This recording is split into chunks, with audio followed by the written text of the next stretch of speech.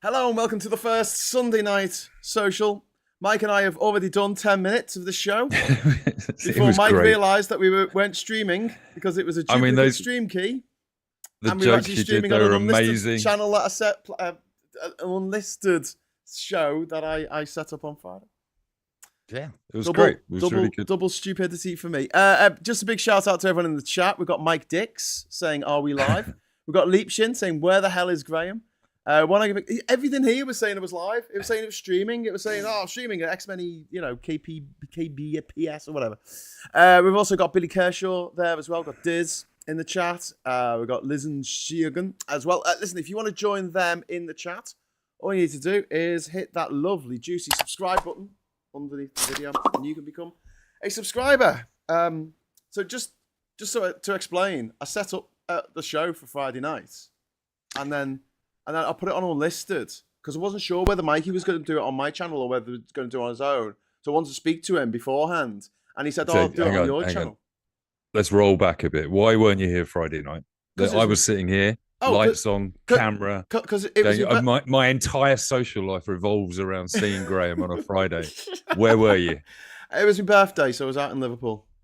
Oh, and you didn't invite me. Oh, I see. Okay, I'm just like a video friend. Invite anyone? No, On the Saturday, we met up, like loads of my old schoolmates and their kids. And we had about 20 kids running around. So if I'm tired, it's not because I'm hungover. It's because kids are exhausting. Anyway, do you want to see what I got for me birthday? I do.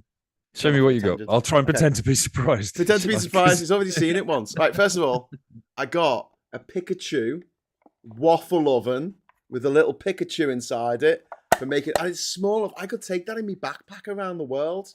Do you know what I mean?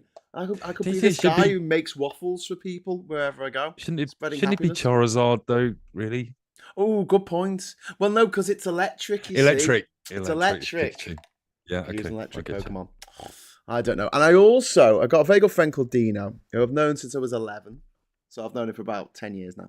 And he got me this lovely card. Look at this. World's biggest twat was bought on this. Oh, thanks, dude. He also got me. Oh, cool. Book.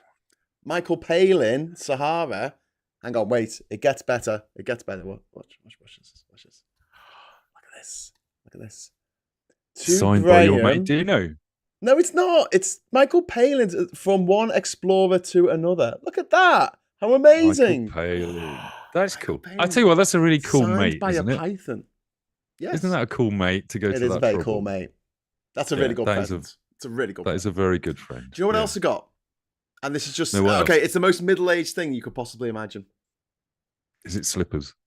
More middle-aged than slippers, I think. Because those slippers are kind of like retiree kind of thing, isn't it? You're a bit older. Okay. You have slippers. Go on then. I mean, I'm way past middle age, so okay. All right. It's not just that I got it; it's that I was excited to go. Oh my god! I've always wanted one of these. It was a Black & Decker workmate.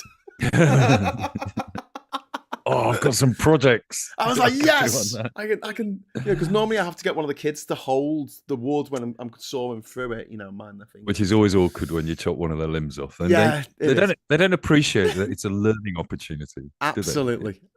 So yeah, that's an issue. But no, so that was exciting. But yeah, so I set up the stream on Friday. Spent like 2 hours. The kids wanted to go out bowling, and I'm faffing around on my laptop doing the thumbnail and writing all the blog, the blurb and everything. And I set it to unlisted because I didn't know if Mikey was doing the show or not on my channel or on his channel. And I didn't want to put it out there and say, yeah, definitely doing it on my channel if he weren't. And I forgot to turn it off unlisted, Mike. I just forgot. I went out and Mikey texted me at like 8:30 and said, Graham, it's on unlisted, no one's going to be able to see it. And I was like, I didn't get the message till like 2:00 in the morning. Oh man! Because Liverpool city centre is really shit for phone reception. I just wasn't getting people's messages. So yeah, sorry about not being here for Friday, Mike, and everyone watching. All my fault. It's fine. It's like I say, my only social life is this. I could do this every night, just hanging out with you. But I turned up Friday. There's nobody there. There's nothing going live. Oh no, I'm so sorry. Well, do you know what else I got for my birthday? No, go on. The start of World War III. Yippee! Hey! Thanks for that, Well, Trump. we all clubbed together for Oh, that one thank for you. you. Cheers. It's been such a pace, hasn't it? Such It's a pace for it, the last few days. it's been a bit mad, hasn't it? Well, the last week. So this time last week, Trump hadn't met with Macron. He hadn't met with No, Starmer, no. and he hadn't ganged up with JD Vance to ambush Zelensky. Zelensky. And like, He but then then do you know anyone who made Zelensky a comes video on to. Friday saying they were going to ambush him and like he was I going know into a there's trap? no point in listening to a podcast from Thursday or Friday at the moment I because know. everything's wrong. Yeah. Everything is wrong. No, but I said on Wednesday on the Morning Brew, I did the thumbnail says Zelensky's probably walking into a trap, and he Yeah, it's a was. trap. I think he was Yeah. lucky to get out alive. To be honest with you, I mean, he did okay. I don't know. You know, everybody's sort of suggesting that there were various things he could have done. There was no way. He had, you know, that entire room was full of pro-Trump Instagrammers and bloody bloggers rather than journalists. yeah. JD Vance wanking on a sofa next to Rubio. You know, he was just ganged up on. Yeah. And I think he did the right thing. I think maybe he should have just ignored Vance and spoke to the president each time. But Trump didn't let him get a word in. I mean, I guess today watching the Starmer's, I did a thing with Phil on your channel the other day while you were away, and we were talking about how well Starmer had done, and that was before the Zelensky debacle. Yeah, I think he's still. And then I think he's still doing really well. I think Starmer's just pulled it out of the bag again today. Yeah, you know, he's getting a lot of people from the other side are warming to Starmer, and also, oh my God, Mike, like talking to people who I know are like lifelong Tory voters. They really hate Trump now. Like they never liked him because he's sort of like the antithesis of being British. He's not polite. He's not reserved. He's rude. He's brash. He's like everything we secretly suspect about Americans. Do you know what I mean? Like if you've got a stereotype an American, they're overweight. They're a bit thick. They can't read. They're brash. They think they're number one at everything when they're not. Yeah, totally. And he's just demonstrated that. And Vance even worse. Yeah. I think. Because Vance should know better. Vance has got an education. Trump hasn't got an education, basically. Yeah. So you would expect Vance to do better, but he's just obviously Machiavellian and doing it for himself. But I think what Starmer and Mandelson, I don't think we should devalue what Mandelson's doing in the States already. Yeah. I think it's just pretty basic politics. I don't think you have diplomacy. You don't have to play any kind of 9-dimensional chess with Trump. You just have to go, here's a letter from the king. You're going to have a cup of tea with the king. Isn't that nice? There you go. Nice. Rub his little head. Rub his little we'll go now. Now stop saying bad things about Zelensky for at least a day. Did you see he couldn't read it? Did you see he couldn't read the letter? He couldn't read it, could he? Because he said it was in Windsor. And that's because he read the word Windsor. It was in capital letters on the top of the paper. But he couldn't read the rest of the document at all because it's in Scotland. There's two things there. There's one, if he can't read, and this is something that people say about Trump, he can't read.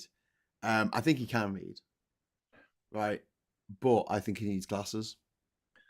That's probably true. He will never be seen wearing glasses because he sees that as like a weakness. You know, it's all about image. He's American Psycho. You know, Christian Bale pulling off his face mask in the morning and all that, with his obsession over business cards and things. He's very much that person. It's a vanity issue. Yeah.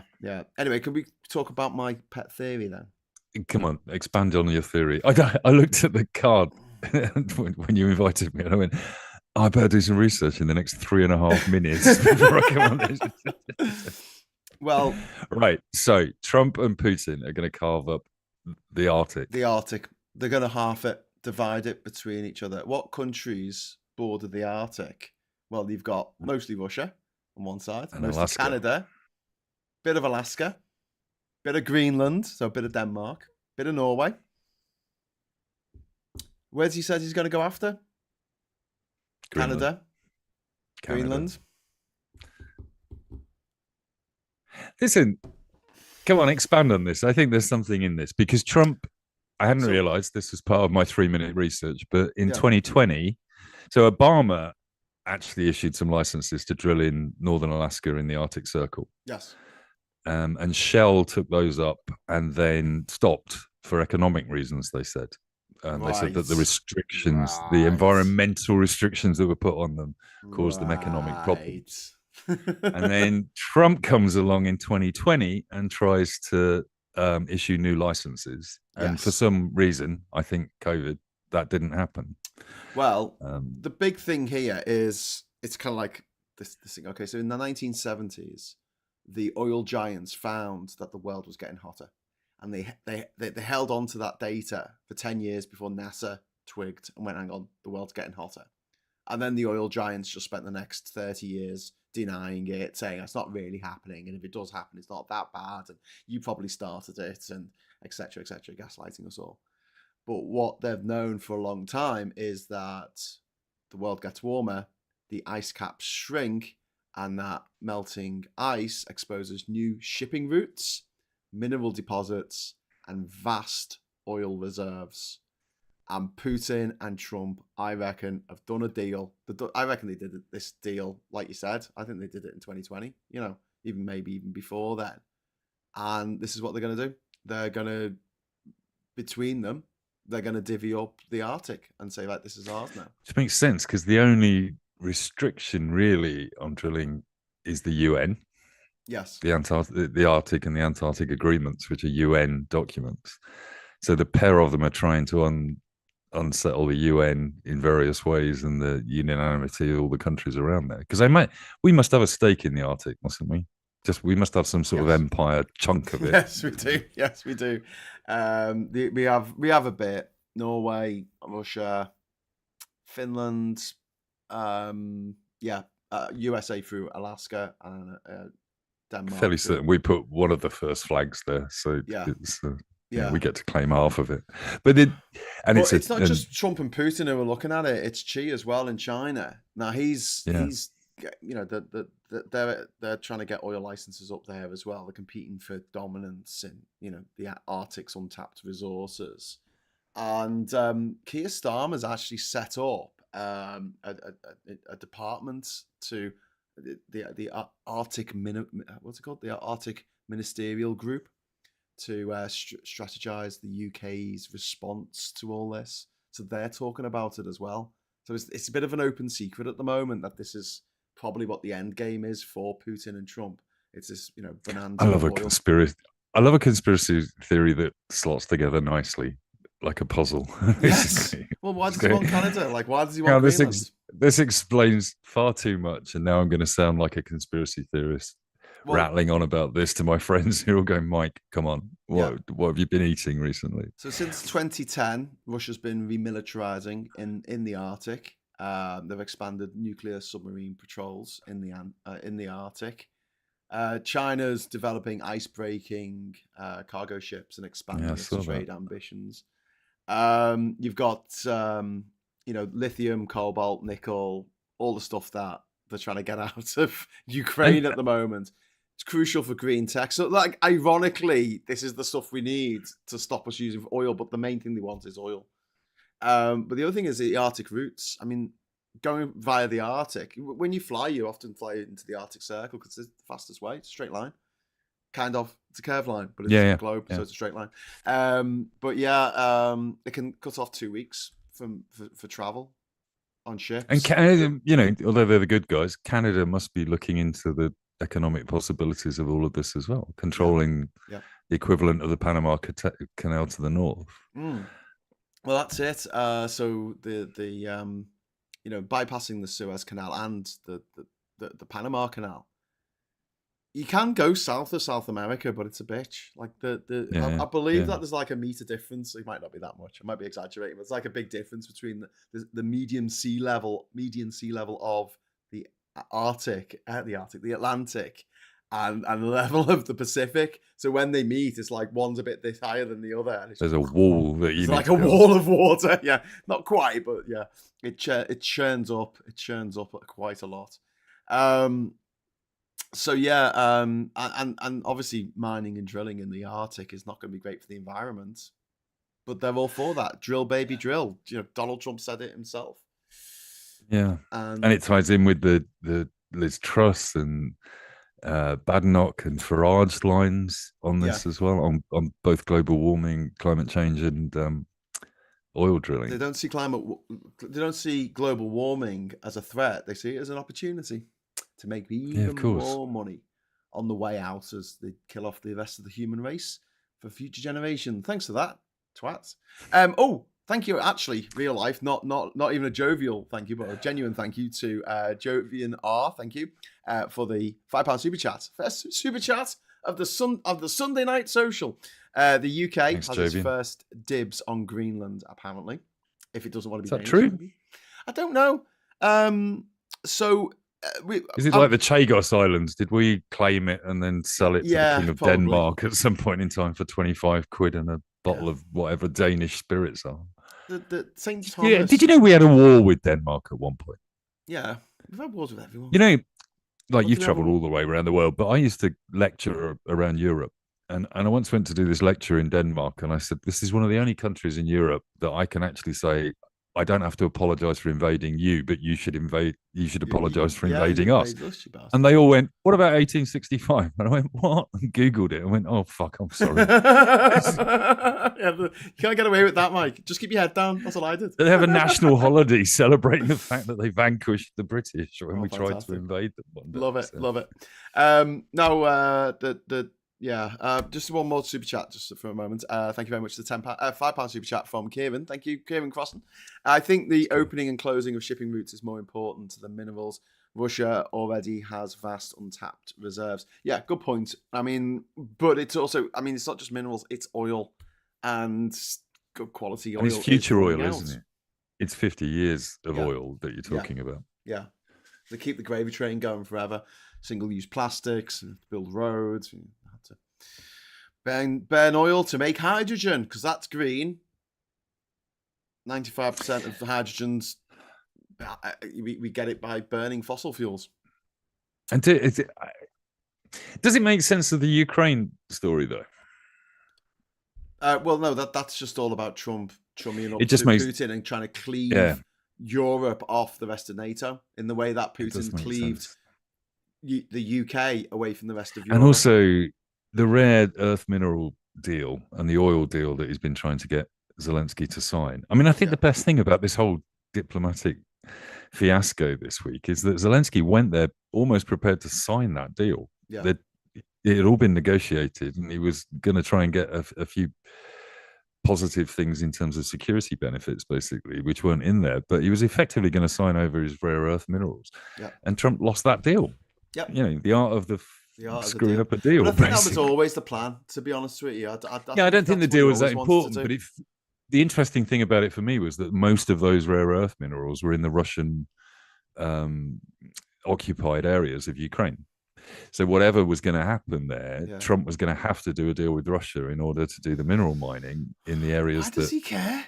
He's the bloody president. Why is he wheeling and dealing? Why is he trying to buy oil and minerals and fucking selling golden trainers?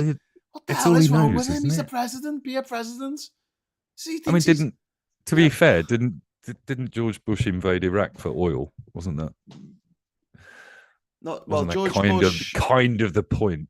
George Bush the first didn't invade Iraq. Really, it was Kuwait. George Bush but number two did it largely with his oil. It wasn't just oil because there's oil in loads of places. I mean, they haven't invaded Venezuela. They've got the largest proven reserves in the world. It was more to do with the ideology of these disaster capitalists based on the Milton Friedman School of Economics, which is just shock doctrine by Naomi Klein talks about this. It's fascinating. You know, they really went to town on Iraq. They got rid of all the Ba'ath Party people. They got rid of all the bureaucrats, and they put like a 25-year-old kid in charge of the economy, and didn't speak any Arabic. Because they had this idea that you destroy everything and you start again. Disaster capitalism, and it's what they're trying to do. It's what Elon Musk is doing. Gaza plan as well. Yeah. Gaza. And that was the first time I think that Iraq was the first time that they got to try their plan out, and it failed miserably. It's going to fail again in America because it always does. But at least they're doing it. At least they're doing it to themselves this time. Yeah, true. There is a big big part of me is quite comfortable with America eating itself for 4 years. Yes. Yeah, but as long as they don't, eat us in the process.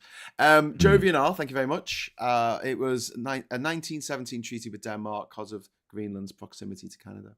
Well, when I was doing the Three Blokes in the Pub podcast, and we went to Gibraltar, we spoke to a couple of people who work for the Gibraltar government. It was like Chatham House rules, so we didn't film them. We just talked about it afterwards. But they were telling us that actually under the rules of Gibraltar, like, the Treaty of Utrecht, which was, how we got it, they can't have independence. So they couldn't declare independence of Gibraltar and then join the EU in a normal way. Because if they don't want to be ruled by Britain, then they're ruled by Spain. That's it. So Spain gets first dibs. Yeah, and I just Googled this, and it looks like Denmark's last envoy says that the UK might have dibs on Greenland rather than. I mean, that makes sense. We've probably got dibs on almost everything. Now that Kemi's had to backpedal on the Chagos Islands thing, she can start on Greenland. We've got like psychopathic Derek Trotter in charge of fucking America. Do you know what I mean? It's just. And this is the bit I'm struggling with, because it's classic left, right? I am really anticipating Starmer walking out of number 10, slipping on a banana skin, falling over and saying something racist, right? Because like he's doing everything right at the moment, and you're just can't keep. Oh, hang on, we suddenly look like the most intelligent leader in the world, leading the rest of the world doing the right thing. Basically, that can't be right. But I was thinking about it. I watched BBC Two showed Darkest Hour last night. I have a feeling they almost put it on just so Zelenskyy could watch it in his hotel, basically. Yeah. And it struck me that the parallels are obviously very similar. Obviously lots of different things, basically, but the parallels were very similar to the situation that Churchill was in, that Zelenskyy is in. Yeah, absolutely. Oh, Churchill, who didn't wear a suit, by the way. He went in like when he went to the White House. He went in squaddy fatigues, didn't he? Zelenskyy read the book.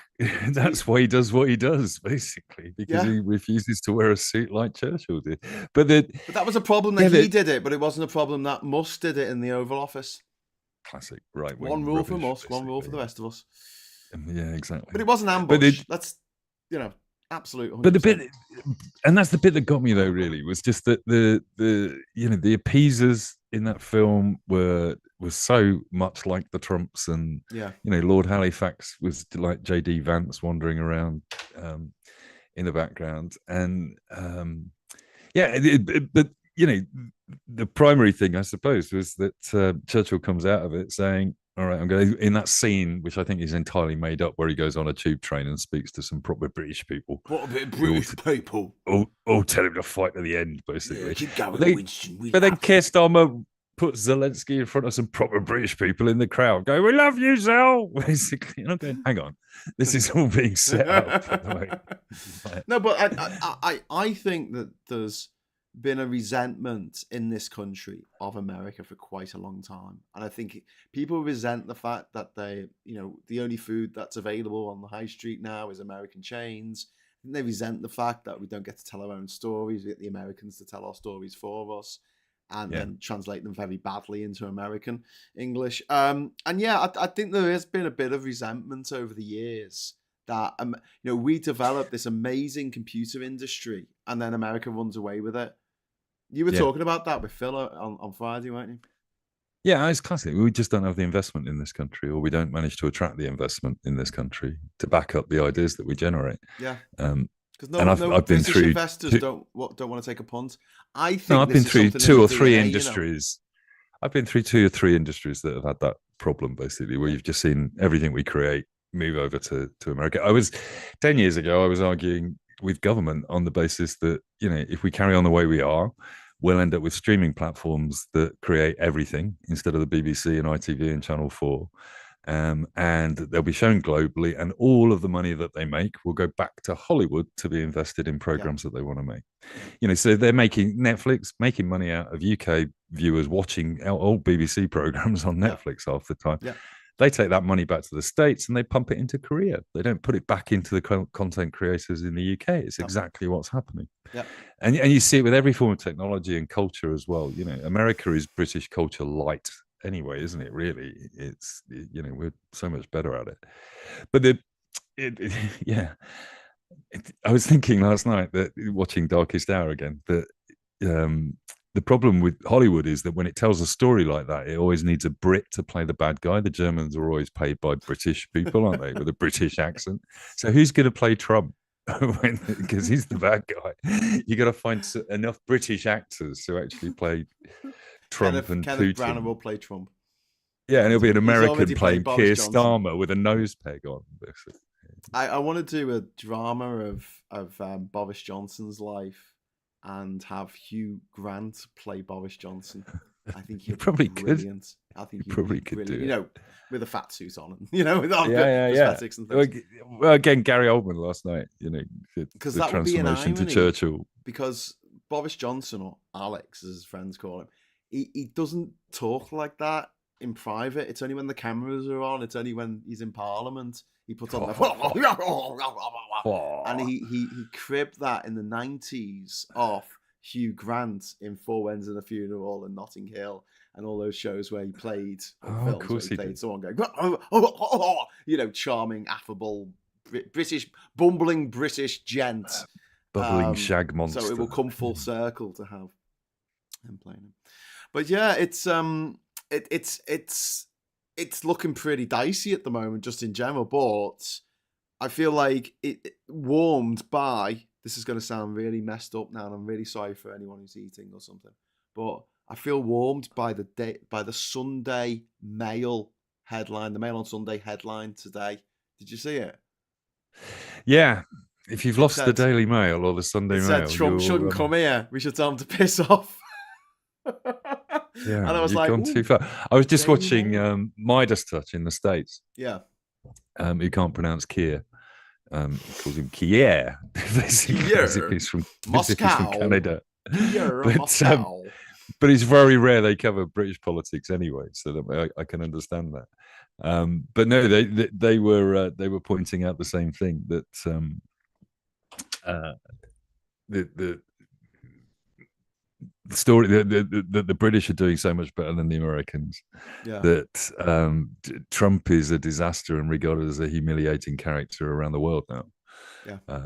And that all Keir Starmer's doing is standing up and demonstrating what a real politician should be doing in this situation. Yeah, he is. And the fact that I talked to Phil about this the other day, that the fact that Donald Trump thinks Keir Starmer's got a lovely accent. He's got the worst droning voice. He stood there in that press conference. That guy's got a lovely accent, and he sounds amazing. And Keir Starmer's going, "Hello, hello, really? Oh, thanks very much for inviting me here. It's lovely. Would you like to hear my John Major impression?" Can you imagine if we actually elected one of the public schoolboy actors, basically, and sent them over to Americans? But this is why I think we're playing a blinder, because I think Mandelson, I think about Trump, right? He's a low-life character who did good because his dad gave him money. But he's not educated, he's stupid and he's ignorant and all those things. He looks at Nigel Farage and thinks proper English gentleman, right? But you send him Lord Mandelson, slimy Lord Mandelson, who was on the planes to Epstein Island with him or something, basically. You're just kind of going, yeah, no, that's a posh Englishman. You're just going to get absolutely sold anything he walks in the door with. So I think we got, and this is the other thing I was saying to Phil the other day. It seems to me there is a Brexit bonus at play at the moment, which is that we're not of Europe, but we're with Europe, and we can translate. And Starmer has played a magical game today of just, every time he's been asked, "Are you on Trump's side or Zelensky's?" and he's going, "I'm on both." Yeah. Do you trust Donald Trump? Yes. Do you trust Zelensky? Yes. Do you trust Putin? No, of course I don't. And it's just been perfect. Absolutely perfect. Because Trump isn't smart enough to see what Starmer's doing. Yeah. I don't think. It's just so. I mean, things are moving really fast. And that old line about some people are born great and some have greatness thrust upon them. This could be Hmm. Starmer's moment of having the greatness thrust upon him. Well, I mean, I hate to no, keep if you- going back to Darkest Hour, but it kind of hinted at it. But it's something I've looked into more recently. Is Attlee's role in the war? But there is a scene in Darkest Hour where Churchill says, I think it's 2 years into the war or something, a year into the war, and he says, "I need to go and talk to the cabinet that's running the country because I haven't met with them since I took office, like a year ago." yeah. Right? Because Attlee basically just got on and ran the country. Mikey. We have a Mikey. A wild Mikey has appeared. How you doing, Mikey? You all right? What's up? What's up? Is that- Taking a break from cooking. Oh, Is cool. that half a McDonald's arch in the background there, Mikey? How dare you, you soggy, mossy, insulting bastards. 9th place in military, 3rd place in comedy. You're Yes, lucky we but I have salvaged a, shitty but I little have a nice shows accent. and Donald save Trump you. would like You my should accent. be thankful that Hollywood takes your dribble and makes it palatable. There's a reason why you guys are pretending to be us and we're not pretending to be Hey, you. Very Graham, what was competent it you were this morning. saying about the British attitude to Americans? We love them Yeah. because they're always You right know, about everything. I was on the Except when they can, talk. removing the British from my body, and I was just like listening to the insults about why do they make things in Hollywood? I don't know. Why do they make things in upsetting Hollywood? your president? Oh, I'm sorry, Mikey.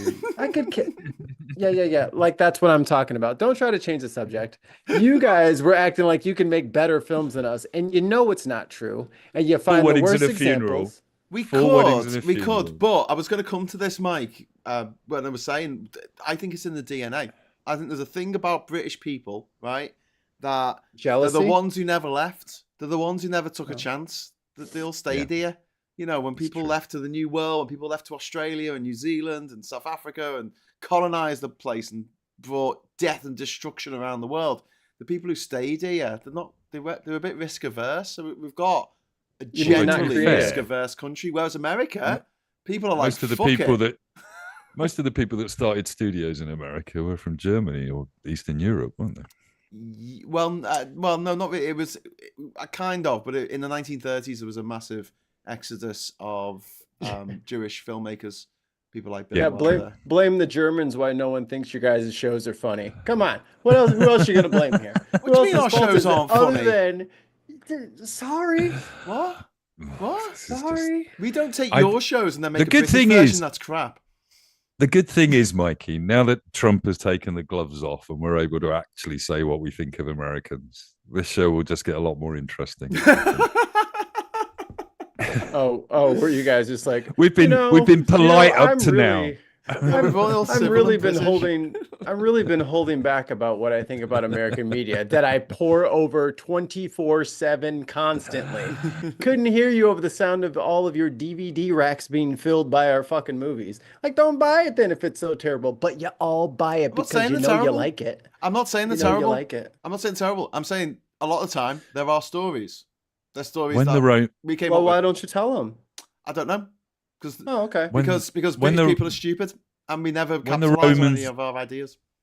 When the Romans invaded and they built us amphitheaters and circuses, of course we watched the gladiators being mauled by lions every week. Of course we did.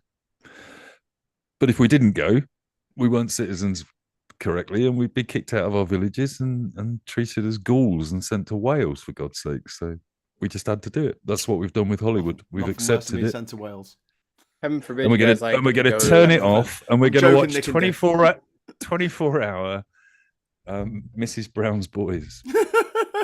Okay, the best thing your country's ever produced was IT Crowd. There, I said it. No. Oh yeah, Red the best Dwarf. thing we ever produced. But the writer of IT Crowd went on Twitter and called me a paedophile. So, and I can't sue him because he's got no money. Prick. Yeah. If you're watching this, Graham Linehan, you're a prick. Anyway, can't sue him for that, can he? Yeah, but Mikey, we were just talking. Were you watching? Were you watching what we were saying about the meeting on Friday? What's I don't know if I saw that part. Okay, well, what's happening in America? Like, what are people saying in America? Not necessarily on the news bias bullshit, but like your mates, people that you talk to. colleagues, whoever, like, what's their sort of attitude to it? Because I'm going to say everyone in Britain is incredibly negative towards Trump. I'm yet to meet someone in real life who thinks that Trump did a good job there somehow. It's embarrassment. Yeah. Like, it was so staged, it was so obvious, and it was so disrespectful. And to disrespect another president as the vice president with eyeliner on and a dyed beard, a tie too long, and pants that don't fit. Too short. You got a lot of nerve injecting yourself into a conversation that has nothing to do with you. You're the vice president. Go sit in the Senate and use your coloring books until the adults are ready to speak to you. That's what your job is. And then for Marjorie Taylor Greene's blob of a husband to get up there and make his comments about the suit comments. How about you read a book? I did like idiot. Zelensky's comeback when he said, maybe I'll get a suit like yours or maybe a nice one. Basically, I thought that was all right. And he said costume, which is the same word, which is like the suit in Ukrainian or whatever. So telling him he was wearing a costume fit well for the moment. I mean, good on him. I would have hit him. Like, I'm not built the same way as him. I would have knocked both of them. I would be like, you know what? How many people in this room? I could probably knock out half of y'all before you could stop me. Have you seen the? If I go for the biggest one first, you'll probably like slow down and not even like. I would have just slept the whole room. I would have slept all of them. Have you seen the AI memes of that? Oh yeah, it's great. That's the only. Yeah. Finally, AI did something good. Yeah. For the first time. It was. Yeah, I would have hit him. I would have just hit him right in the face. Yeah. Like, don't you ever talk to me like that again. Do you understand me? Oh, you don't understand me? Have another one. Now do you understand me? It would have been like Fight Club in that bitch. The guy's in an impossible situation, isn't he? And I think in the end he did the best. I mean, it was pretty obvious. If you're not going to get the support anyway, hit him in the face. That's what I'm saying. Like, Ukrainians are like, well, he tried, but he was a dick, so we had to hit him. From a lot of what I'm hearing, a lot of people say that's what Trump is like off camera. Yeah. If he's negotiating with you in a diplomatic sense, basically. Lots of people, the Prime Minister of the Netherlands was saying that he's had situations like that with him. So it just feels like they stage managed it in front of the cameras. I think all the things that Vance said gave it all away, like, as usual. They always give it away. Like, the thing he was most upset about was the fact that Zelenskyy went campaigning in Pennsylvania with Biden. But he also went campaigning with Trump. But he brings that up. And then Trump goes off on his rattle about the laptop, Hunter Biden's laptop being the issue. None of which made any fucking sense. If you read the transcript of that, you go, what are you talking about? I think he truly, truly has dementia. I think he's really, really, like, the light bulbs are flashing, but some of them are not plugged in. Some of them don't have filaments anymore. Something's not, like, normally he's a dick. Right? Normally comment. Sorry, normally he's a he's a dick, and normally he's super, like, inconsiderate and shit like that. But he was really having trouble tracking what everybody was talking about, and he couldn't even remember what he was mad about. It was in Hunter Biden's bathroom. In his disgusting and it was bedroom. Like, are you all right? Stevie H in the chat says, I think Zelenskyy played it perfect. He knew he was going to get the brush off behind closed doors anyway, so he made them do it out in the open with everyone watching. And Perry points out, when Trump was talking about who held all the cards and all that nonsense, Zelenskyy said, this isn't a game. He's like, I'm not playing cards. He's like, I don't have any cards. I'm not playing cards. And I think he played into his, like, lack of English, but he knew what he was trying to say. But he's like, I'm not holding any cards. There are no cards. This is serious. I'm very serious. Have you seen the BBC documentary about Zelenskyy? There's a 3-parter on the iPlayer. And this guy was, you're talking about Trump being a TV president, made for TV president, basically. Zelenskyy is pure television. He has been television since he was 19. He was mega famous in Ukraine and mega famous in Russia. The most popular comedian ever. He, during the Maidan Revolution, he was invited into the news studio as a popular comedian to address the nation and the president. That's what this guy is. He knows what he's doing with television and politics. Yeah. So there's a really good argument, Mikey, that you're right. You're right. He knew what he was doing more than Trump knew what he was doing. And he did the equivalent of hitting him, which is actually to lay down and let them kick him. Just demonstrate what this guy is like. He stood up for himself. Like he responded, did. he interrupted, and that wound them up even more. But like, Yeah. have you said thank you? And loads of people have responded to this, saying the way they treated him was exactly the same as previous abusive relationships they've been in. You know what? Yeah. Why are you making me hit you? You know, that kind of attitude. Just a bully, just a horrible thug bully. Bullies only understand one thing. Yeah. Hit him. One thing. Yeah. It's the only thing that makes them say, "Oh, let me turn my brain on for a second because I don't want to get hit again." But I've now heard both of you in different contexts saying that you would like to have punched everyone in that room. I would have slugged them, and that's why you're not diplomats, basically. And I agree. I'm running for president in I wouldn't 2028. I wouldn't have hit anyone. I would have had something much more elaborate in store for them. I would have said, "Take your tie off. You take your glasses off. Come on, we're going out in the yard." No, you ran your mouth too much. I don't want to hear no. Let's talk. Come out in the grass with me right now. With your dumb ass. I'm sick of this shit. Come on, in the grass. Let's go. We don't want to break any furniture in here. Come on, outside. There's a good argument in the chat as well.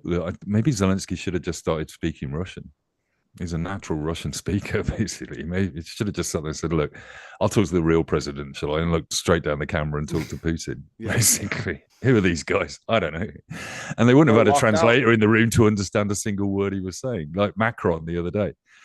Macron's at the press conference speaking French, and Trump goes, "What a beautiful accent." I don't know what he said, but that was beautiful. You could watch his little Labrador face try to figure out what he was saying in French through context clues, as if he understood context clues in a foreign language. He's like, apparently, ain't easy being Wheezy says he called Vance a bitch in his mother tongue. I didn't even know that.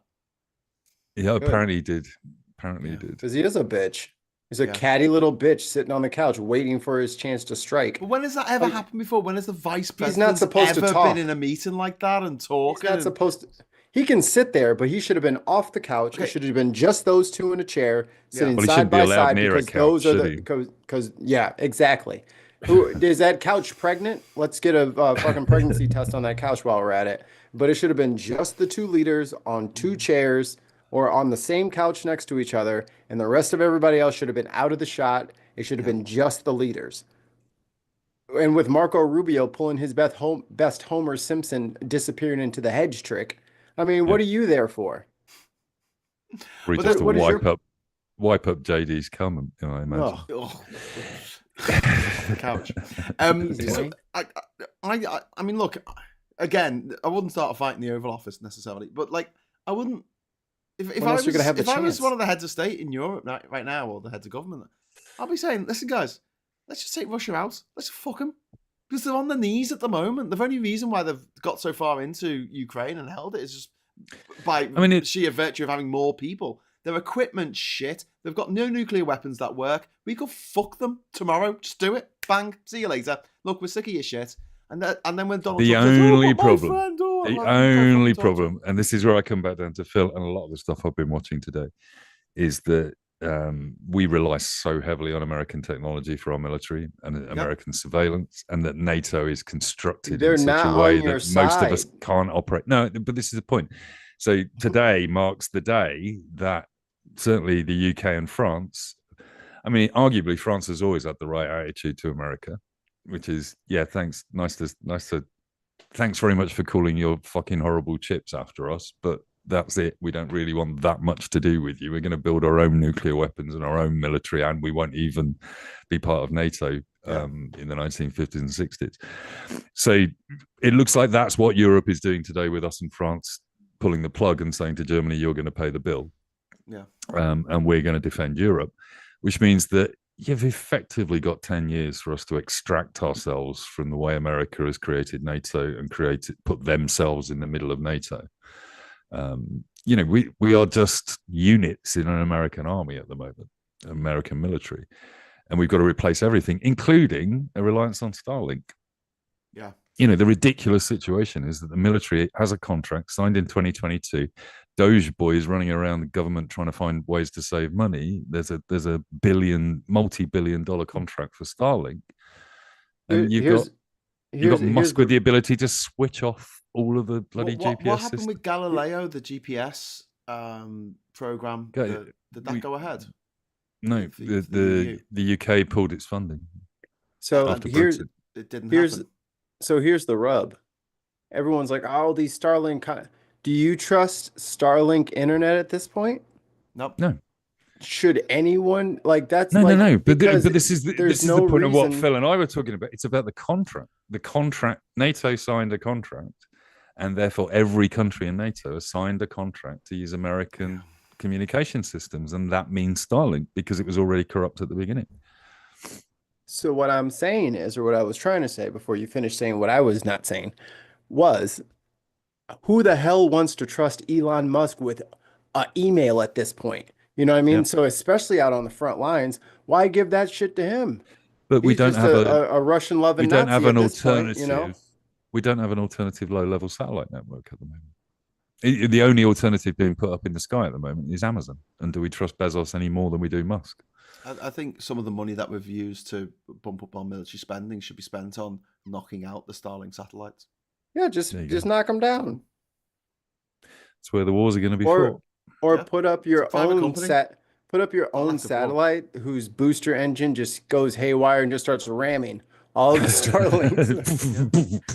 Oh no, he's going the wrong way on the one-way street. That. He's just he's so clumsy. Hey, look out! And it's Patrick just a McCarthy big saying, red cartoon fists, boxing gloves going through the lower orbit. Patrick McCarthy saying, what if they switch off GPS? The GPS is controlled by the American military. Everyone's GPS that we use on our phones, playing Pokemon for anything, is controlled by the American military.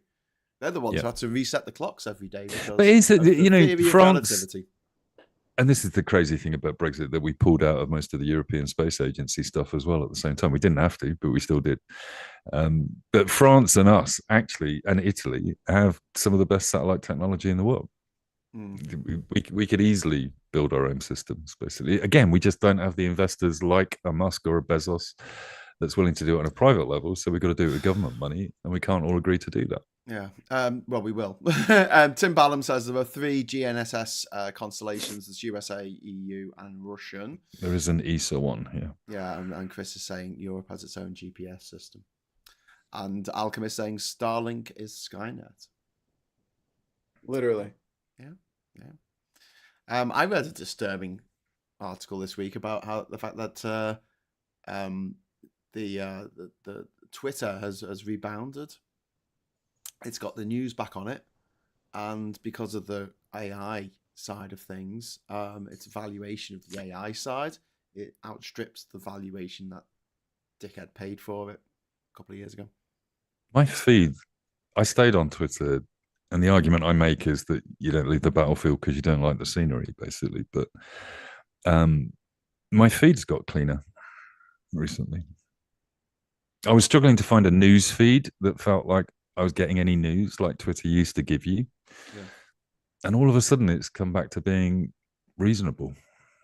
I don't know what's going on with that. Well, but it feels like I shouldn't trust it to some extent. They're trying to get advertised, but they managed to get Apple. They managed to get Apple back. Maybe Amazon as well, right, who they lost because they were putting their content up next to Nazi content.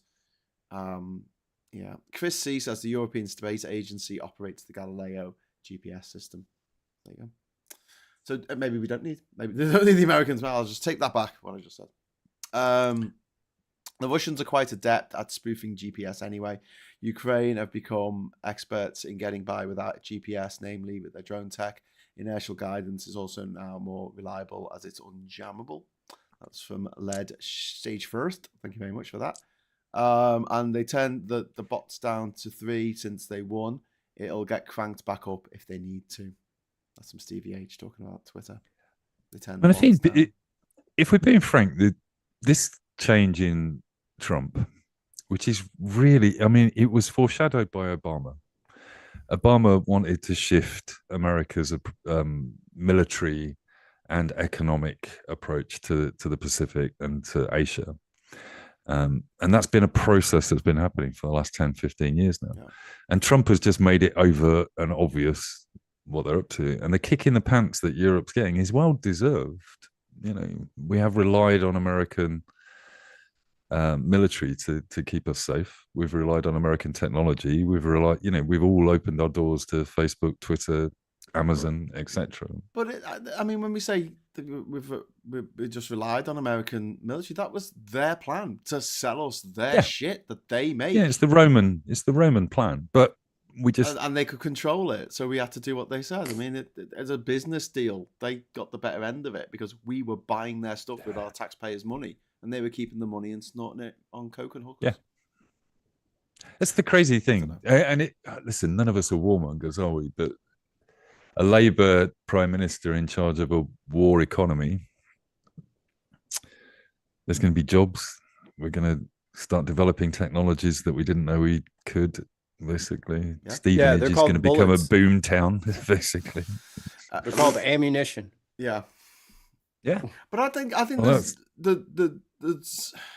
there's a better way. I can't see a stand-up war with America because how would it work? I just don't see how anyone would be up for that. But no, you guys wouldn't take a single state. Any one of our states would beat your asses. So no, but what I think happens is that there's a war with Russia and America doesn't take part. I think we could take Rhode Island. Tim Ballum, thank you very much for the £5 super chat. UPS drivers are also adept at countering GPS systems. That's very true. And most of our people went to America to help build this stuff, says Paul, which is a good point. But also, yeah, I mean, a lot of the tech that the world relies on came from the UK. Thanks. We just didn't exploit it enough. Well, the World Wide Web. What did we do? The Japanese shrunk it. Sir Tim do with the World Wide Web? He gave it away in a fit of pique. Oh, very good. I like we've done that. Yeah. Did you guys see JD Vance went to try to go skiing? Oh, and they stopped him. Was this in Canada? Was it somewhere? No, it was in Vermont. Oh, okay. But it's a blue state, isn't it? Mm-hmm. Yes, very blue. Yeah. And they said, "What the hell are you doing here?" And they had signs and everything like "Get out." And then they had to go somewhere more private. Yeah. Why don't you go to work? And then write me an email with 5 things that you need to do better when learning how to speak to foreign dignitaries. Put it on the blackboard 50 times. Yeah. I will not disrespect presidents of other countries, especially allies. 50 times on the blackboard. Yeah. But I will be respectful. With regards to like an actual stand-up fight with America, I don't think that's going to happen. But like with Russia pretends that it is a lot stronger than it is. It scares people because they're so ruthless and lunatics. But that they are a paper tiger. I keep saying this. If they weren't, they would have overrun the whole of Ukraine. I don't think they'll ever keep Ukraine because it's very, very hard to keep a territory, especially one that's that vast, where all the people fucking hate you and don't want you there. Just ask the British in their 50-odd colonies around the world. Ireland. Let that one in America go. Well, exactly. Well, we didn't want it anymore. Yeah, you didn't want it. Yeah, we didn't want to be there. We did that though. When we left, we trashed the place out. Some places we did a nice little a handover of power. It took 5 years, and they're usually the places that are doing quite well at the moment, like places like Malaysia, Singapore. Other places we just pulled out overnight and said, "Oh, fuck you then. If you don't want us here, we'll go." Trash the place on the way out. We did leave the weather machines in America to cause the hurricanes, though, didn't we? We left the Jewish space lasers there as well. Caused the fires. That was fun. It's all your carbon. All your carbon from your millionaires and billionaires making the air all hot. Somebody on Twitter today responded to one of my President Trump cartoons by calling me a red coat communist. Hey? Which I think, American guy communist. Basically regarded me as an imperialist and a communist at the same time. Brilliant. You go around the world imposing communism on people. Yeah, exactly. We did a good job of that. Love it. Tell me you don't understand communism without telling me you don't understand communism. In a single tweet. Yeah, exactly. Yeah. Tell me how much you don't know quickly. But one thing I'll go back to, Mike, you were talking about the Second World War, the lead up to that. When the leader of Czechoslovakia in 1938 had to basically sign over half of Czechoslovakia to the Nazis because he was put in an untenable position. That's the position that Zelenskyy was in, and he just told him to fuck off. It was great. Yeah. Good on you. Yeah. I think he came out of that because the leader of Czechoslovakia or even Poland and Sudetenland, none of those had access to the internet, did they?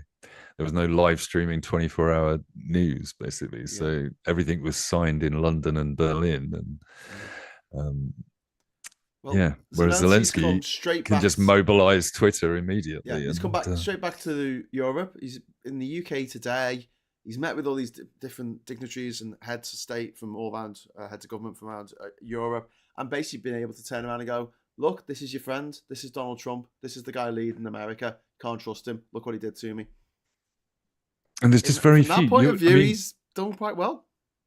And if you watch, did you watch Kunzberg this morning on Laura Kunzberg's show? I can't bear to watch her. I'm sorry. Well, she had Starmer, Badenoch, and Ed Davey on the show. Oh wow! And a troika. Badenoch just had nowhere to go. Oh, that's interesting. You know, literally, she sat there and said, "Well, I agree with Keir on this, and I agree with Labour on that, and we actually think they should probably just steal a bit more money from, I don't know, transsexual libraries or something." One-legged, transsexual, disabled, And speaking of rare, or what does he call it, raw earth? Because he's a fucking moron. Speaking of rare earth minerals, where's that money going to go? American citizens? You think it's going to go towards the deficit? Or do you think it's all going to go into batteries into Elon's shitty cars and trucks? Like, that's what this is. Like, it is a convenient way of enriching his buddy who had his back, and then he's mad at Zelenskyy because Zelenskyy campaigned against him in his imaginary brain. Just like all these cuts to the budget and all these cuts to agencies, this is just theft. Yeah. Like, there is no savings coming back to you. There is no, oh, this is in our best interest.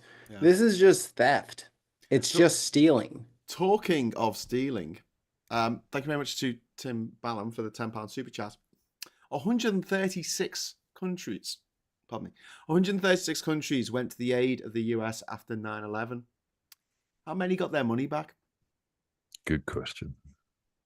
What a good question, Tim. And the money back thing is just another example of the emperor not wearing clothes and everyone saying, oh, it's so fine. Look how fine his fabric is. Dumbass, the numbers you're quoting are wrong. Yeah. The figures you're stating are wrong. All of them are wrong, grossly inaccurate. He has no idea what the actual figures are, mostly because he wasn't fucking privy to that information because he was a security risk and nobody would tell him anything. He has no idea what was going on while Biden was in office because no one told him on purpose. He was deliberately left out of the link. He lost his security clearance as soon as he walked out of that place. They reneged it. He is making this shit up, or the people controlling him are making this shit up. All of his numbers are off by like a factor of 2. They're all wrong. He just makes shit up, and then he can't keep it. That's why he can't keep them consistent from press conference to press conference, is because he's making them up as he goes. And they're gonna get it all back as a loan and and the frozen assets, and that should be. Tell Vladimir that you want his frozen assets for yourself. Tell him. Well, Alex is saying this. Europe has 300 billion in frozen Russian assets. Give it all to building our defenses and helping Ukraine. But I couldn't agree more. Again, this is the super trolling I think the UK government's done, because Rachel Reeves signed an agreement with Ukraine today for 1.75 billion or something, a loan. But the loan is being repaid by the interest from the frozen Russian assets. Yeah. So Zelensky's not paying for it at all. Russia's paying for it. But it's the kind of thing that Trump will just grab hold of and say, see, they're getting paid. By the Russian assets, basically. That's because he doesn't understand business. That's why if you can bankrupt multiple casinos, you have thoroughly proven to the earth that you cannot be trusted with a single dollar bill. Yeah. We shouldn't trust you with any money. You don't know how it works. You don't get it. But this idea that America's badly done to, it's the richest fucking country in the world. And I know, the money's not spread out evenly in any way, shape or form. But it's still the richest fucking country in the fucking world. And they go, no, it's so unfair. Look at us. It's a poor little rich man fucking syndrome. And then that gobshite Ali Mirage was on the radio this morning. He is DEI hire and PSM hire because he went to a posh private school, £30,000 a year, whatever. And he's going on about how, he's making excuses for Trump and going about how the EU treated America really badly because we put tariffs on stuff coming from America. And it's like, America has had 50 fucking years to do a free trade deal with the EU or the EEC as it was. They haven't done it because it's not in their interest to do one either. And it's just like the balance of trade bullshit. They sell way more stuff to us. If we wanted to really fuck America, we could. Do you know what we could do? Get rid of copyright. There you go. Boom, gone. Copyright. Forget about it. You know all your Netflix shows, we're going to show them on our channel in our country for nothing. Going to stop us. Go on, Netflix. Take us to court. We're back to Hollywood. The jealousy of Hollywood. That's kind of been China's position for a while. Yes. Yeah, China, Vietnam, Costa Rica. You can get anything you like well, in Costa Germany. Rica. And Germany. The copyright laws in Germany are a bit odd as well. But, you know, Disney's still making money out of stuff that was drawn 100 years ago by someone who died 100 years ago, and they're still making money out of them. It's like, just ridiculous. And we're paying for it. I mean, British people are paying for this dead American. Speaking as a publishing cartoonist, I mean, can we have a few sort of get outs on this copywriting? Yes.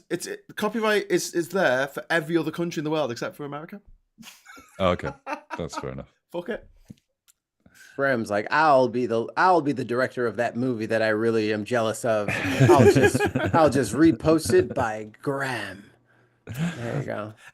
Graham's Marvel Universe. Yeah, the GCU. There is actually, Mikey, a really good reason why we don't, we go to America to make movies. It's because we can't you need hot, beautiful people to be in the movies. We need money. No. Money. Oh, that's what we need. No, you need to have gone to the right school. And if you haven't, if you go to America, they'll treat you right, even if you don't come from the right background. Because you've got a posh accent to them.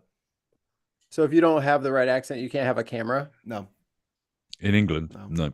You can't buy a camera unless you're okay.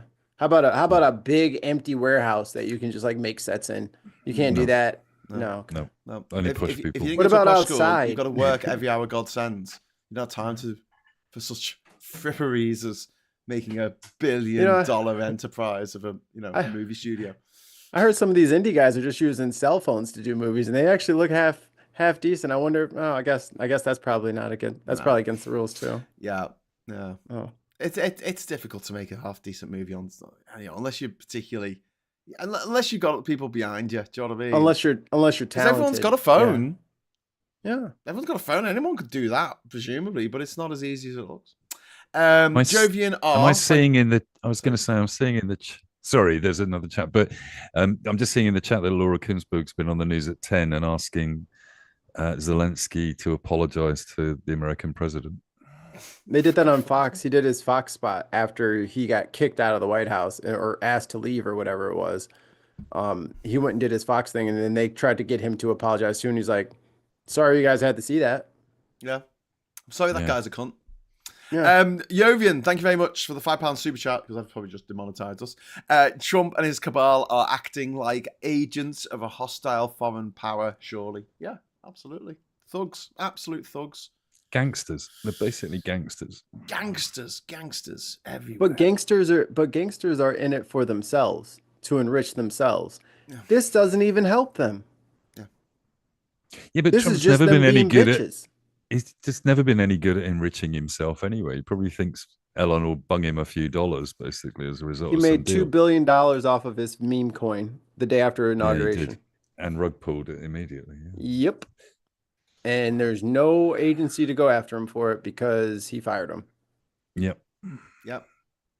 I go back to what I said. I've been saying for a long time now. I don't think he's going to leave unless he's in a box.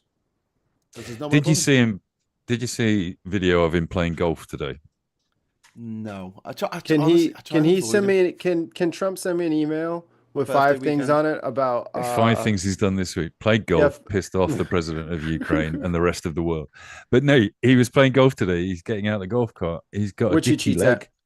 He's limping. Is he? I think he's got ticker issues because he had himself. His was all bruised up. I'm pretty sure he's on blood thinners. Yeah, I think it's a stroke on its way. His hand was the back of his hand, like the Queen. Mm-hmm. It's all blue. It was purple, and they tried to put makeup on it, and we all saw it. And then he was doing something. I think it was when he was doing the announcement for like that ridiculous $5 million gold card bullshit. You know how he always does the accordion thing with his hands? Yeah. He was like gripped onto that hand the whole time, and he never talked with his hands the whole time. Like, what's wrong with the hand that you keep covering there, Chico? What you hiding under there? And then like someone got the shot of it and they like zoomed in and the whole shit and it looked purple up under there. And then they tried to put a little bit of spray tanner over the top of it and that just made it green, and that didn't help. And they just kind of, okay, just put your hand on it.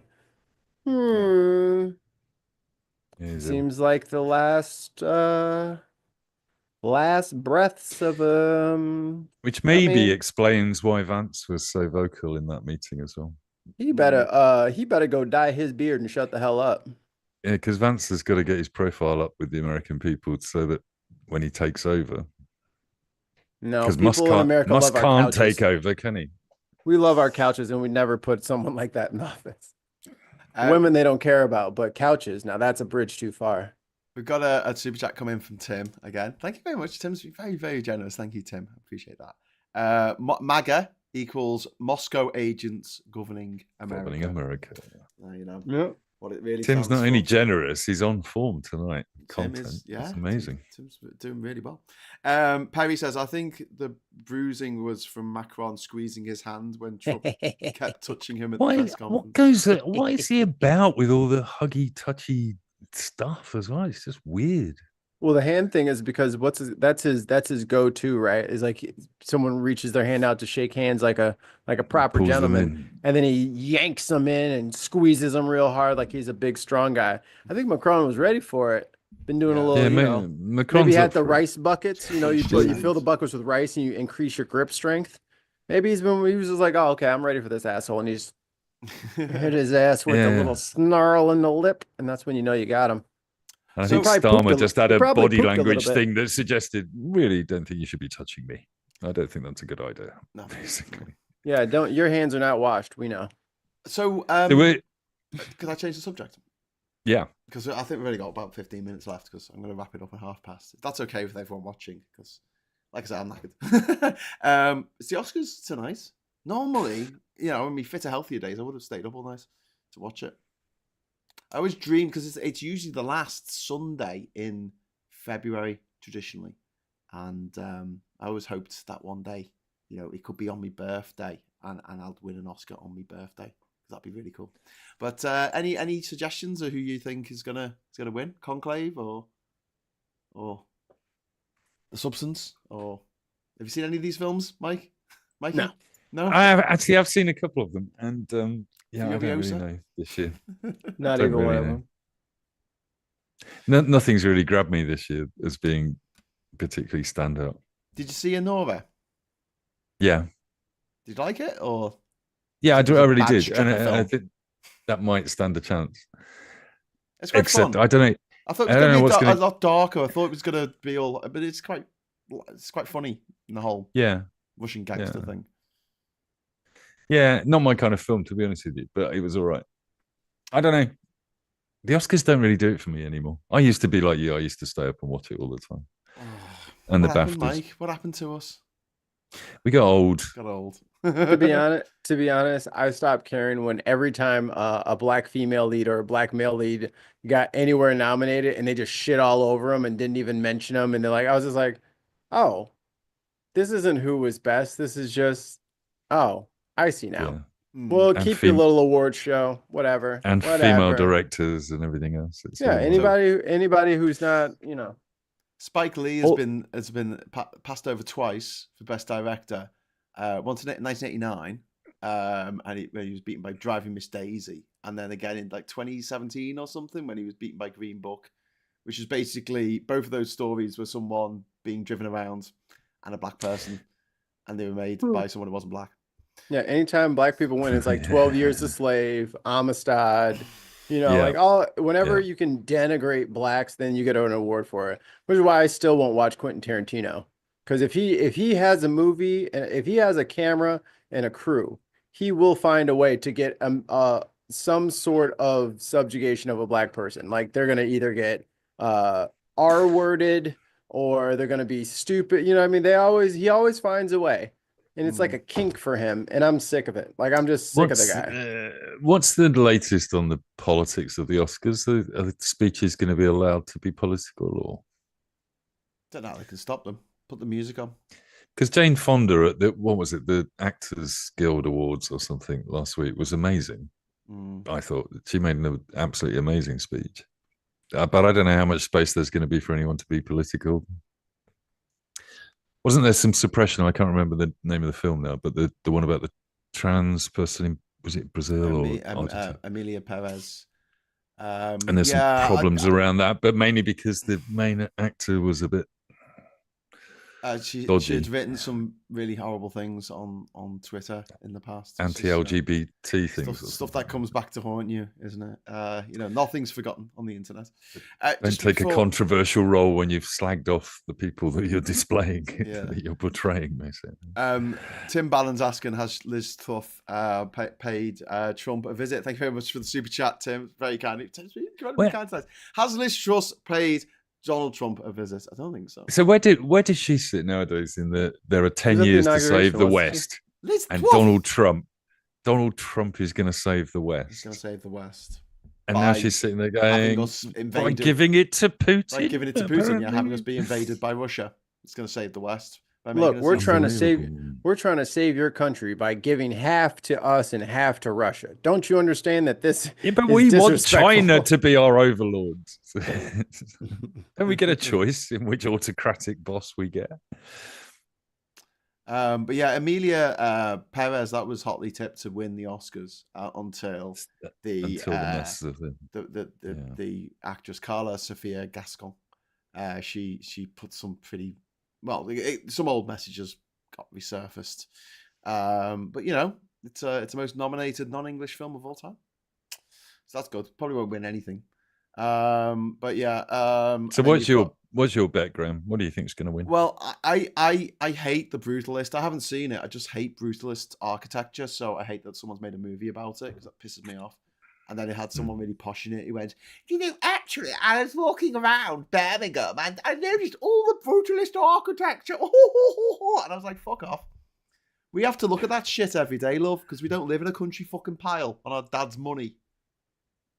Anyway, but, these people who think that these things look nice, and they just don't. They're just like Nazi submarine bunkers. Anyway, so I don't want that to win. I haven't seen Conclave yet, but I've heard good things about it. But I feel like if I watch it, the Pope will die.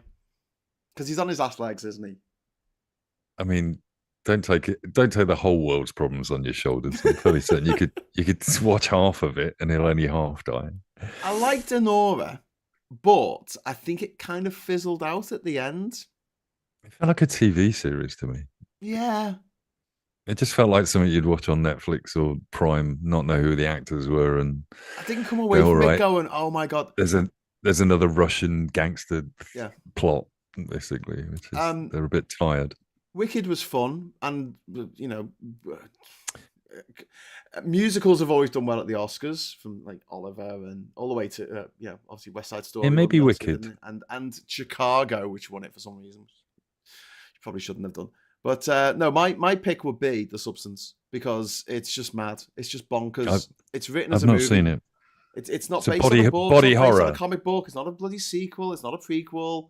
It's a body horror about aging and about,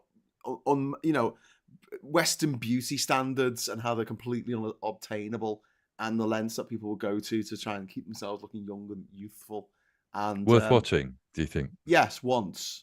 I'm never watching it again. It's really fucked up. Like I get squeamish about body horror. Yeah, I don't watch horror films normally, so if you tell me to watch it, I'll go and watch it. But okay, it's not like a horror. It's not like Freddy or Jason or something chopping people up. It's more to do with, it's got some pretty grim. Have you seen the Fly? Yeah. I don't think that's really horror, but it's got that body horror David Cronenberg thing going on. Yeah, okay.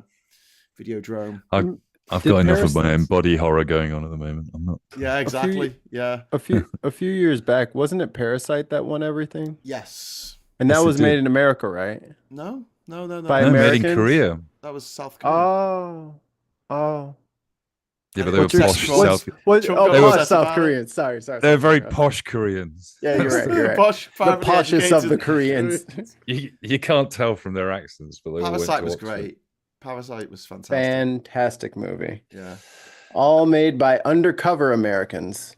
And a huge amount of CG work in Parasite. They made it look like they were in Korea. They were actually in LA the Yeah. whole time. No, they made it Loads look of money like wasted.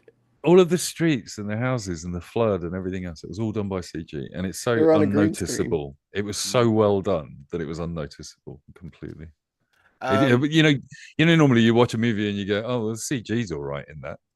In that one, you would say there was no CG in that film. That's how good it All was. filmed in the street. That's how good it was. Yeah. but yeah, I really thought Ewan McGregor was on that volcano planet for a while, and I was like, all right, wait a minute. That can't be right. How did they film there? It must have been really There's hot. no way they would have made it back in time. Loads of light years away. But yeah, there's also June Part 2. I mean, that was. I thought it was a really good movie, but I don't think it should win the Oscar necessarily. It's out? I didn't even know it was out yet. Cinematography. You got this weird thing where you like June 2. Obviously, it's really epic, and the cinematography is amazing. But then you've got The Substance, which is filmed in this really heightened reality way. You know, the colors are really super saturated, and it's Arrakis, man. over the top. It feels very Technicolor, The Substance. Technicolor gore, I guess. I'm just waiting for a sweet, delicious film like Sin City or something like that comes out where it's very comic booky and less is more, and you use your color deliberately as opposed to having it everywhere all the time. Like I love that noir feel. I like intense, awesome, bold colors and then dark blacks and all that stuff. Like the 90s Batman. Like the 90s animated Batman. Like that was just like I thought you meant the George Clooney one. No, not that one. No, not bat nipples. Not bat nipples. Not bat nipples. Like his shield, like his chest plate needed little nipple little Somebody engravings for his over nipples. enjoyed making those. He's like, I am having a good time. Best actor. Polishing. Who's gonna get best actor? Well, apparently it's going to be Timothée Chalamet for playing Bob Dylan again, because we don't have enough Bob Dylan biopics. I think Brody might win it actually. Yes, he might do. He won it for the I mean, I Pianist. think your dislike of the architecture involved might have clouded your view of the film. Yeah, it probably has. I'm quite prejudiced like that.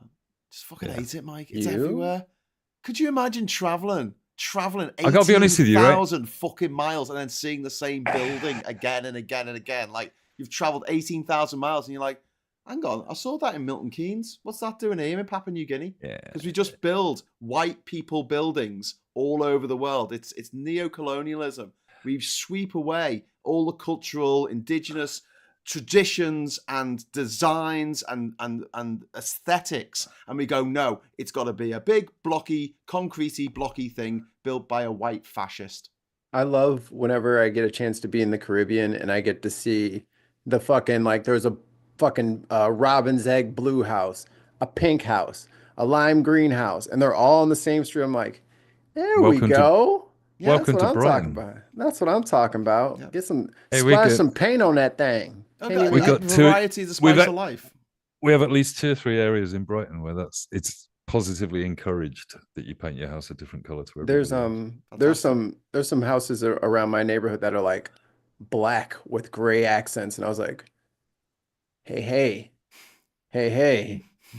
Well, I would love to have a little deep, dark, horrible mansion castle of my own so that the kids are afraid to trick or treat there. Like, that's what I'm talking about. Like, I want the house that's like, holy shit. Just big pillars of I live red in a street where you could get up in the morning, go out and look at the front of your house, and it may well have a huge 30-foot tall gorilla painted on it overnight, basically. I like it. Yeah. There's a lot of we encourage graffitied houses. I'm sure Adrian Brody's good in good in The Brutalist. He was great in The Pianist. He was great in Peaky Blinders and other stuff he's been in.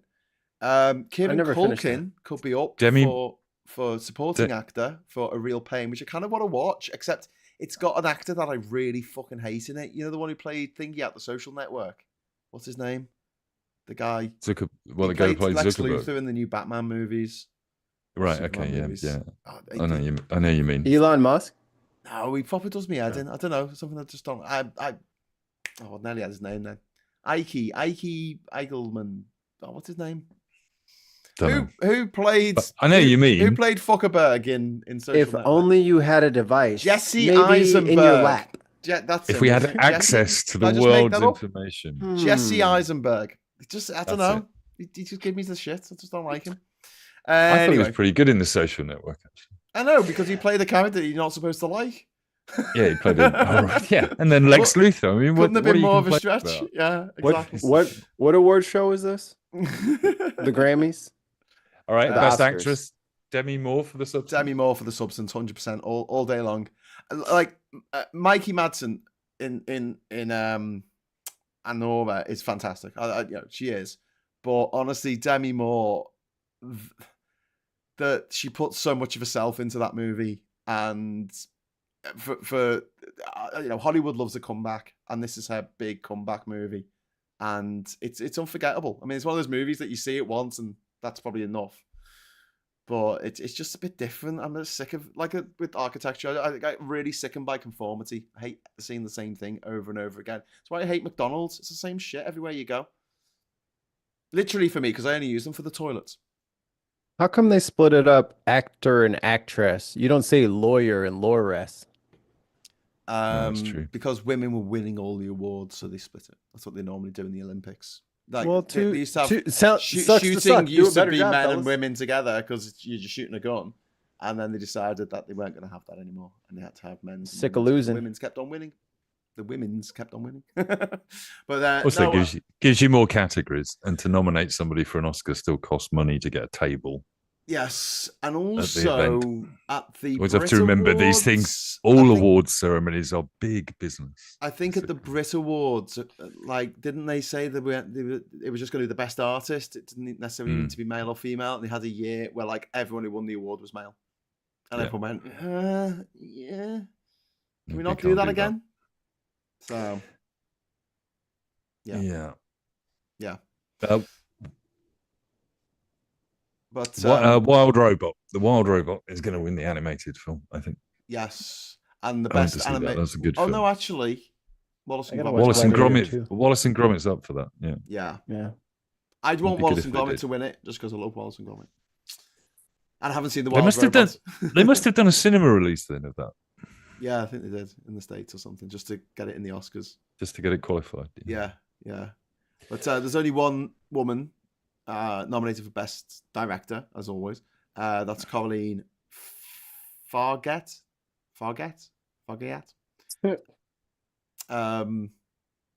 It wasn't until 2009 that a woman won the Best Director Oscar. They're just not very good at it, apparently. It's totally not that they just don't fund any movies that are directed by women. That can't be it. No, that can't be it. Won't be it. It'll just be that they're just really, really bad. They're just going there and they're just painting everybody's nails and putting their hair in curlers. That's what they do the whole time. Well, I mean, that's it just goes to show that the levels of misogyny and sexism just run so deep, and also the intersectionality of the fact that it's very difficult, unless you're an old white man, to win anything. Life in general. But yeah, Catherine Bigelow was the first woman to win an Oscar, and the Oscars have been going for 80 years by then. And it was quite delicious that year because her ex-husband James Cameron was up for Avatar, and she beat him. She won the first Oscar for a woman, and she beat her ex-husband on the same night. That's pretty cool. I'm gonna make a wild prediction here. Go on. Cynthia Erivo is gonna get snubbed. They're gonna give it to Demi Moore, and they're gonna snub her. And they're gonna say, "How can you complain? It's Demi Moore." Yeah, probably. You got to pick your minority. DEI, baby. Yeah. because me and the wife watched Wicked, and we both teared up a little bit. She was very, very good. The dancing scene, come on, just hand her the trophy. Just hand it to her. She already earned it. Just give it to her. You're just late in the delivery process here. Just give it to her. It's a shame they can't have like a. The thing is, it's like someone asking me my favorite country. It changes by the day. Do you know what I mean? Maybe they should.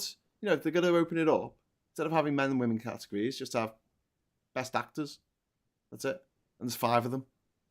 We don't know which 5 are going to get picked.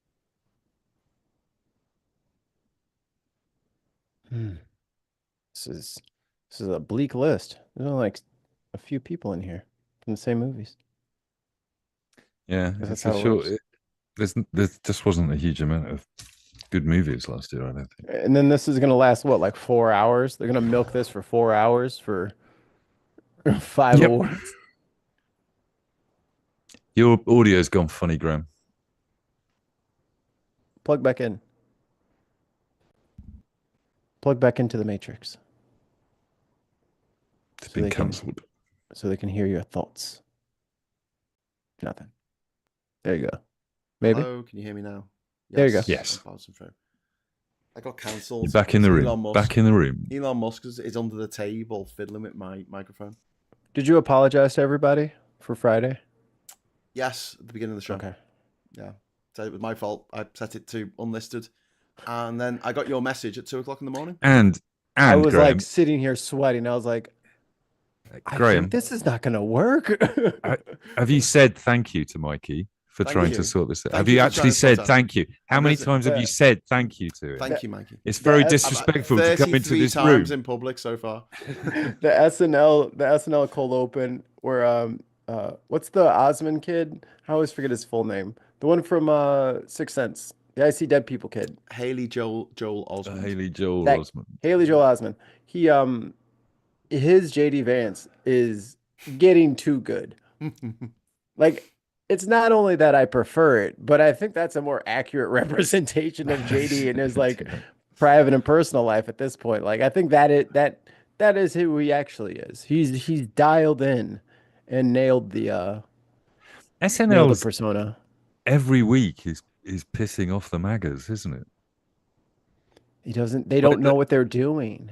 I think it was only a week ago that Tom Hanks was just wearing a red hat and saying stupid stuff, and they just were outraged.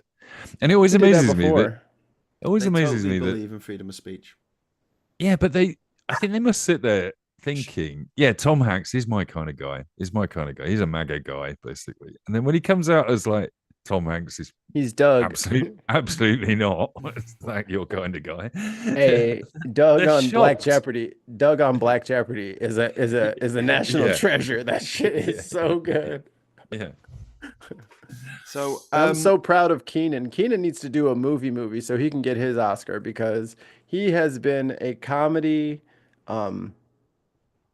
like fixture in my life pretty much my whole life, because I used to watch him on Snick on All That, and then he had the Keenan and Kel show, and they had the movie Good Burger, and then he finally made it to SNL, and everyone was like, he did it, yeah, our Nickelodeon guy made it. And he escaped all the bullshit in Nickelodeon because his parents were like, you will be with me 24/7.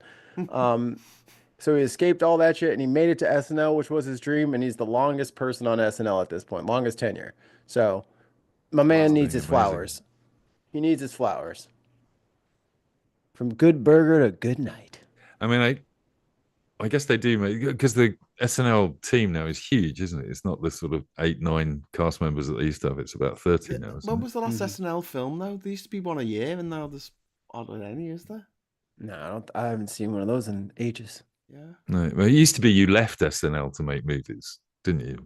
Eddie Murphy. Because the Blues Brothers and Wayne's World and stuff like that. Yeah. I suppose they were still in. Yeah. There's quite a few movies that were straight out of SNL sketches. But what do you think of Mike? What do you think of Mike Myers as Elon? I haven't seen it. Oh, I might have spoiled it. It's a good cold open. Is this the cold open from last night? Yes. Yeah. No, I haven't seen it. I've seen the Man Next Door, Michael Spicer, doing the in the microphone of like Trump's ear, or I think he's just. I think it's just a Starmer meeting. I think he's talking to Keir Starmer. Yeah. And they're just trying to give him this letter, and he's like, "Oh, I forgot he can't read. Oh, this is awkward." He wouldn't read it out loud, and I was like, "You're Can't nervous. He can't read. You're nervous to read out loud in front of people, He can't read. or he can't see." Well, that's what I said to Mike earlier. I said think he can't needs see. glasses, and he thinks glasses are unmasculine or something. And he can't hear very well. Pardon? Yeah, and he also can't remember his. And he's got a limp. We've established that, and a stained hand. So Well, that's. I mean, Golf shice. good for him that he gets to go out there and golf while everyone else is trying to figure out how to pay their mortgage. Way to be presidential. Way to be presidential. And I mean, what? He's already gone off to go golfing, and he's been there for a month. Yeah. Yeah. That's what happens with everybody. As soon as you get a new job, just take a week off. 1 month. Well, I think that's just finally. I think that's what he's doing with Vance and Musk, isn't it? Those guys are actually going to do the energy work. Yeah. And that's why he's letting him have the reign that he is, because in the last presidency, you wouldn't have let anybody have that kind of exposure. Vance ain't doing shit. He's off skiing in Vermont. Like they all just all right, let's take a long weekend, bye, and they all just left. Vance is getting a higher profile than any VP I've ever seen. Yeah. If Kamala had got that kind of coverage, people might have known her name at the last election. I don't mind when people slag off our sides, you know what I mean, for doing daft shit. What pisses me off is if someone on our side did something like that. Imagine if someone gave Biden a document to read and he went, "Oh, can you read this? This is very nice. All over him, nice. like white on rice." Yeah. Mate, it just. Yeah, but that's the problem, isn't it? Because you had a bit of a reticence over. Like, it's pretty obvious he couldn't read it for whatever reason, whether he's dyslexic or whether he's short-sighted and vain. But we're making excuses for him. Whereas the right wing wouldn't do that at all, would they? It would be he's got dementia. Yeah. He hasn't got human eyes. Obviously, he's a lizard. He's a lizard in a human suit. Snakes can't read vertical text. We all know that. Yeah. Whereas we're all going, "Oh, poor bloke." I mean, he's done quite well to get through life with dyslexia, hasn't he? I'm not. I don't think poor bloke. I mean, he keeps bragging about going to the Wharton School of Finance at whatever college it was. Bro, you graduated in like 73. It is 2025, and you haven't read a book. I always love that he constantly saying he's got an uncle that went to MIT. Yeah. And then he says, it must be in the blood. And you go, what, you don't even understand the genetics here, basically. It's like, unless there's something you need to know about your uncle, basically. Well, he is a Trump after all. Yeah. Yeah. But yeah, Keir Starmer today has announced the Coalition of the Willing. Ooh, I've heard that before, haven't we? Yeah, that's a slight George dig, isn't it? Did you guys remember? Like it? Did you guys remember? I can't remember her name, but she was the AG for Florida, and she was in charge of Trump University fraud case. Can't remember her name. No, what happened to her? Pam Bondi. Bondi, and like now the she's beach? the attorney. She's just vanished, doesn't she? She's got like a civil service job somewhere. Yeah, right? no, I think she's like working in general. Is she in the military? Attorney general? What? I think she. Oh, right, okay. Oh, so Yeah, she's in so charge she of the law. So she totally dismissed Trump's fraud case for his fake ass university, where he would get these idiots to pay $50,000 for this course, and then they didn't even get to meet the guy. They'd have a cardboard cutout of him up there. Yeah. I mean, even go. To be fair, Musk and Trump do manage to con dickheads out of a lot of money. And I kind of like that. Fuck them. If you're that stupid, you don't deserve money. You have and to there's a admire sucker their skills. born every minute. Clearly. It's just, I'd love to do that, but I'm just not evil. Damn it. Why wasn't I born more evil? What do I have to do So to become rich by evil? now. You just have to not give a fuck about anyone but yourself. How do I turn the give a fuck about other people switch off? You can't, mate. You've got empathy, you poor bastard. Who wants to purchase my empathy? See, I'm getting it. Take it. I just don't want to care anymore. No, you have to sell it. That's wasteful. I want to just Graham. see a starving child and go, ha ha! I'm just glad it's not me. But yeah. More oxygen for the rest of us. You've got the people who look at something bad that's happening in the world, and the first thing they think is, how can I help? And then you've got the other people who go, how can I make money out of this? And I think the trick is not letting the people who think the second thing into positions of power. I have been trying to considering... make a deal. There's a fucking war on. Women and children are being massacred, tortured, raped by Russian barbarians, and he wants to make a fucking deal for fucking drone attack. That very morning there was a drone attack. Yeah, and killed a kid. Yeah. Hospital. People are dying, and he's like, "Oh, let's do a little deal. Hey, I'll buy you some cactuses and sell you some fucking shoes. Here, buy my gold shoes." They're just drone striking the electrical grid infrastructure in February. Yeah, in the Ukraine. Yeah, you know, that's how you go after a war, right? That's how two combatants whose soldiers meet out on the battlefield. That's how they do that. They go after the power supply for the hospitals and the schools and the residential homes. Yeah. But Trump just wants peace. No, he doesn't. He just wants a peace prize. Zelensky's a dictator. That's a quote from Trump. I didn't say that. I said that. That's crazy. Also from Trump 30 seconds later. Yeah. Like, dude's not there anymore. Maybe we'll just forget. Maybe we'll tell him his presidency's over and he can just stay in Mar-a-Lago. Like, hey, good job. Congratulate. Just give him like a bouquet of roses, like, and you're all done. Yeah. Good. We could. Good boy. But I think he's still got plans. Yeah. Anyway, well, his handlers have plans. We will continue the discussion. Coming back to the title of this show, we could wrap this up by saying he's got plans to take over the Arctic. That's his plan. Who's gonna go?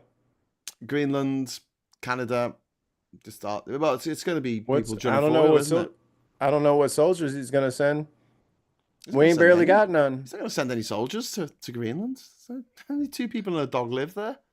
We're damn close big to American base there. You don't have to do anything. We're about to send a bunch back from here, mate. We've got quite a few air bases that we can turn into housing estates, turn into new towns. That would be nice. Like Burton Wood outside Liverpool. That used to be an RAF base. Now it's an IKEA. Well, I mean, Canada, I don't know, Canada. I think he was banking on that Polyev guy getting in this year, but he's not going to now because of Trump, by the looks of things. And the Conservatives were 20 points ahead before Trump started being a tit, and now they're at 1 point ahead. It's the tariffs. Yeah. Because those tariffs are gonna bankrupt several sectors of the economy. Yeah. Well, in the UK, we're seeing the same thing with Nigel Farage's approval has just gone off a cliff because he's supportive of Trump. That's the one thing that Trump being polarizing is causing is national unity in a number of countries that were struggling with it. Yeah. You know, Canada for a start. I think us next, because the Zelenskyy story does not work in this country at all. Yeah. Duke saying Trump ain't going to Greenland. Yeah, I don't think he's going to go on like himself. He's just going to send oil people up there with his army, you know, just a few people protecting them. And he's going to go, what are you going to do about it? I'm going to take that oil. And the Danish will go, hang on, that's our protected waters. And he'll say, well, fucking stop us. You know, the funny thing about like trying to do shit on the water is it'd be a real shame if somebody put a hole in your boat. You know what I mean? Like, you can't just be like, I'm tougher than you. It's like, I could just make you sink and not fight you.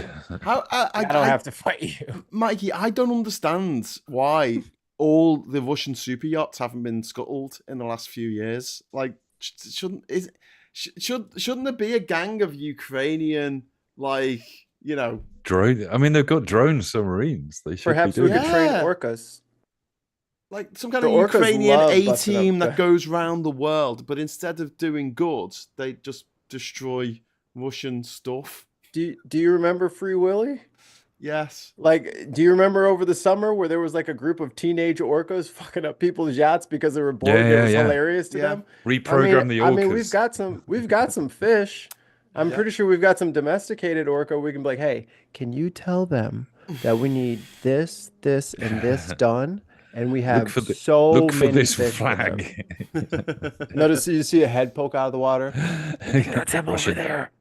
We just put it underwater, it's- maybe in some sort of like a message Yeah. encoded in whale song, like just bounties. Like, hey, if you want 60 salmon if you just rip the anchor off of that boat. Just rip it off. Yeah. Bring This it to us. We opened this show with a big conspiracy theory. Now the orca theory is developing. An orca named Luigi. yeah. Luigi Got Squadron. Luigi assemble. orcas and Ocean Quest or whatever it's called. It went down into the sea and never came back up. I Implode watched the billionaires. thing.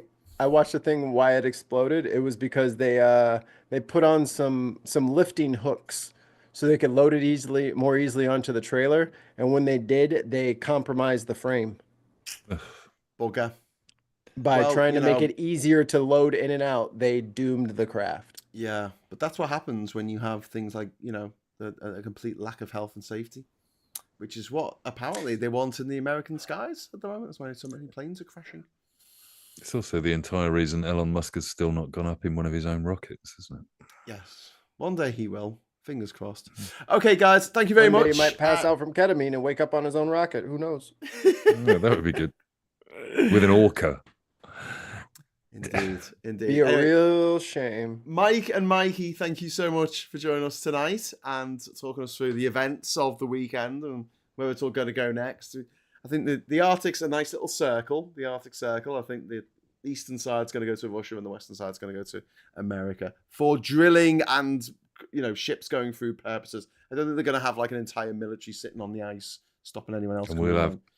we'll have 3 kilometers square of wokeness in the Arctic.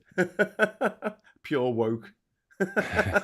It's just That's what I'm gonna start selling on it's the just a street guy in a corners. bowler hat saying, have a lovely day while he's drinking a cup of tea. Yeah. Have a Hello, lovely day. chaps. Oh my God, that man's being civil. He's got manners, the woke bastard. Let's attack him. Let's get him. Everyone needs like to the be look mean of and him. horrible like me. You're making me feel bad about my bad life choices. Yeah, absolutely. You should feel bad. Anyway, look, thank you so much, and thanks to everyone watching. Thanks to everyone who's dropped a chat in, and for everyone who's dropped a super chat in, particularly, thank you. Can't thank you enough. So if like and subscribe. I'll be and check out the Bin Podcast Network. I will be back tomorrow with the Morning Brew at 9:00. And Mikey, are you available tomorrow for doing the stateside? Thor willing creek don't rise. Yeah. Okay, cool. Excellent. All right. Well, fingers crossed. We'll be back tomorrow night as well. And until then, I'll say thanks for watching. Hello, good evening, welcome, and goodbye. Bye. Right.